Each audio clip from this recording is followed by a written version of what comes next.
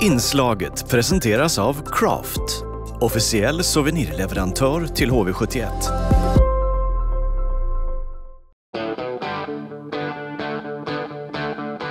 HVTV presenteras av Invid, Intersport och Nybergs bil. HV71 åker till Norrland med 3 segrar i bagaget, Johan Lindbom. Det måste vara lite lättare att åka upp på en roadtrip med den där streaken bakom sig. Hur känns det i laget och i gruppen, tycker du? Nej, men det känns bra. Jag tycker vi har haft en positiv trend faktiskt efter jul, även om inte resultaten har varit med oss. Men det är klart att det är alltid roligare att vinna matcher. Vad tycker du har varit den stora skillnaden spelmässigt jämfört med hur det såg ut tidigare? De här senaste matcherna? Nej, men jag tycker vårt pressspel har blivit bättre. Vilket gör att vårt anfallsspel, vi får lättare vändning. Vi får mer tid att vända spelet och det tycker jag har varit det bästa. Och sen jobbar vi fortfarande med att hålla ihop det i över 3 perioder. Mm. Och när du säger pressspel, för de som inte vet vad det innebär riktigt grann? Nej, men komma upp högre i banan, inte backa av utan sätta press på motståndarna och tvinga dem till dåliga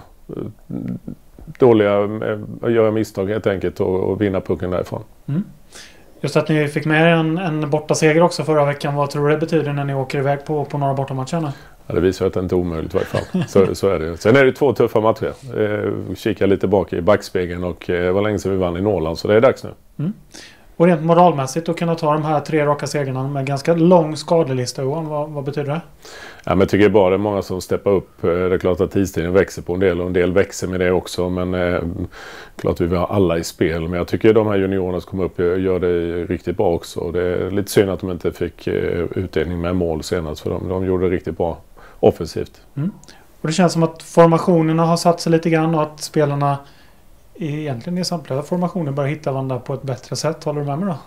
Ja, men det tycker jag. Men vi har också fått behålla dem över tid också. Det har inte varit så mycket ute in på just de spelarna, utan de har spelat ihop ett tag. Och det tar lite tid innan man känner gör man varandra, men spelar ihop och får upp snacket, kommunikationen i de här kedjorna. Så att det är klart att det bästa är ju att kunna hålla det över tid. Vad har du för tankar kring den där mötet uppe i Skellefteå?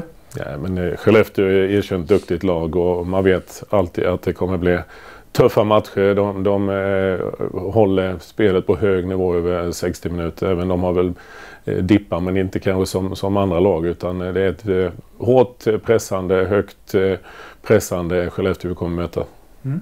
Och sen på lördag möter ni ju Luleå då, som har kanske lite vikande trend jämfört med Skellefteå. Hur ser du på Luleå-mötet?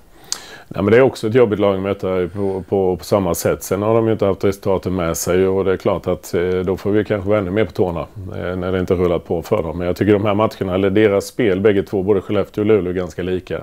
Med en hög press och något vi har snackat i veckan och försöker förbereda oss på bästa sätt inför. Och som du var inne på, det vore ju skönt att knipa någon seger där uppe. Det var ju ett tag sedan som vi gjorde det. Ja, men det tycker jag triggar lite extra. Jag ska faktiskt visa grabbarna. De har ju inte varit med alla de här åren. Men det var länge sedan vi hade vinster både i Skellefteå och Luleå. Så att jag tycker det är dags nu. Mm. Ni åker redan onsdag eftermiddag då till Norrland, Johan. Vad kan du säga om det laget som ni reser upp med?